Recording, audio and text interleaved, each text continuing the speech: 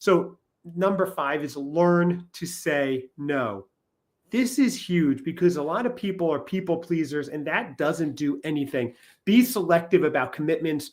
Learn how to say no to tasks or events that don't align with your own priorities or contribute to your overall well-being personally or business-wise. How do you handle that, Benny? So I've been only doing this for the past 2-3 years. I've been saying no to a lot of projects that come to me. I just say no. I say I can't. I have other responsibilities. I have other people's I'm responsible for, and I just say no. I've turned down maybe over 40 to 100 projects from macro to micro, and I just say no because I have to obviously dedicate my company iShook, which is what we spend so much on. My book publishing and my book writing, that's number 2, and then you have a few other real estate here, a little bit other projects here and there that we've been we've been working on for many years, for a decade now. So and we want to leverage those assets, but in general, I say no. I don't do tasks that I don't feel I can really give my time to it. If a person will come in and say I will be a partner and he does the work, then maybe. But like I had a person who said, no, I want to do this project with you, but we got to be like married people. I'm like, yo, bro. That's not how I work. I'm here to work in investing and you working. I'm going to be married to you. That's an excuse. You're already setting up parameters of an excuse. That if you're not going to be at work, I got to drop everything and work. That's not how it works. That's right. You're not married. I'm not married to you, bro. It's not going to happen. Like that concept of thinking in a partnership is already a failure. Right. And of course, I have to say no to a lot of people because you have to vet people. Even when you sign contracts, people don't fulfill contracts. So, Right. Okay. So that's something that's worked for you that you've already been implementing. So you said just the past 2 or 3 years. Before then, were you just saying yes to too much and finding yourself overextended? Yeah,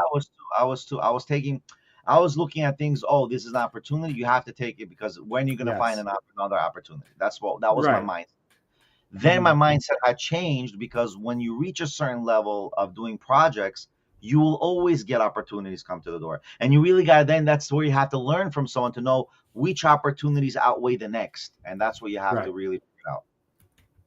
Interesting. Right. Okay. I love that. So, and I try to do the same thing. You want to please people. You don't want to pass up on opportunities, but you have to learn to say no. And I find that people respect that.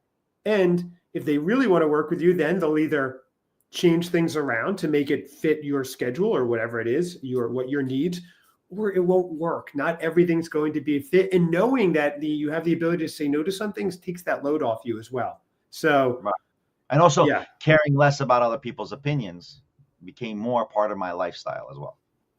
Well, that's true. And that helps. I think that's a function of getting a little bit older too, and realizing things pass. People aren't as concerned about you as you think they are. So you're freer to be yourself and not worry about their thoughts as well. And Gary Vee said it very smart. He said, don't sell to the unsellable. If a person and Jordan Peterson said the same thing. Don't entertain those who will not acknowledge your ideas. There's no point. You're just trying to convince someone who's never going to be convinced. And that's why I stopped doing. I stopped convincing people who will never be convinced. And that's why those 2 points from successful people gave me the ability to say, you know what? I got to say no more. Hence what you said. Right. Okay. No, that makes sense. Okay. So all the action items so far, these are things you've used, you're familiar with, and we've touched on, and we've even tied them back to major world events, which is really fun. So these little small action items.